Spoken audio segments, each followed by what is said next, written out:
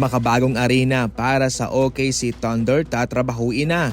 Sa pagsisimula ng taong 2026 ay magkakaroon po ng groundbreaking. Mabilis ang trabahong ito sapagkat 2028 ang target na taon para bumukas ang bagong Paycom Center ng Oklahoma City Thunder. Ngunit bago yan ay nagsecure muna ng 25 years na lease o renta itong OKC Thunder sa kanilang kasalukuyang arena na siyang magpapanatili sa kanila hanggang taong 2053. So ano nga ba ang mangyayari nito sapagkat 2028 matatapos na ang makabagong arena ng OKC pero ang kanilang renta sa kanilang kasalukuyang kontrata ay hanggang 2053. Well, ito po ang kondisyon ng syudad sa kanila sa OKC Thunder.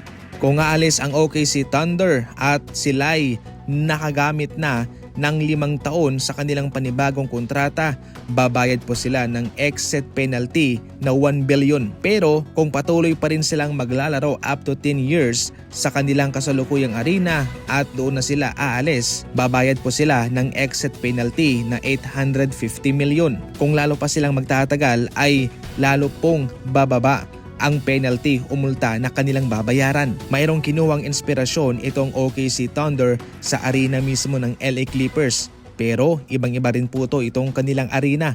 Maraming mga mas advanced na mga section dyan na siyang magbibigay ng comfortability sa kanilang mga fans mismo. Mataas pa ang potensyal ni na SGA, Williams at Chet Holmgren. Nagsisimula pa lamang sila kaya nararapat lamang po na makabago rin po ang kanilang arena at akma sa kanilang gagawing dynasty.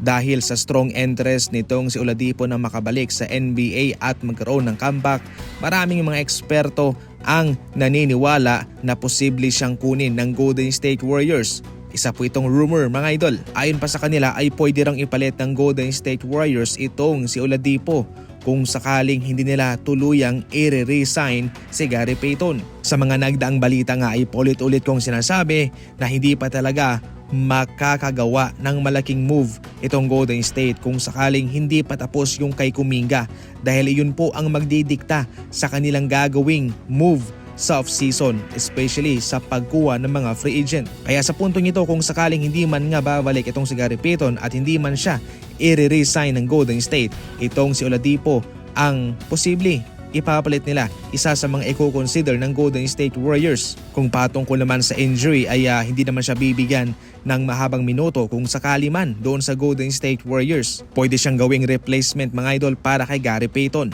Pero syempre, nandyan pa rin ang sugal, ang risk na injury prone itong si Oladipo.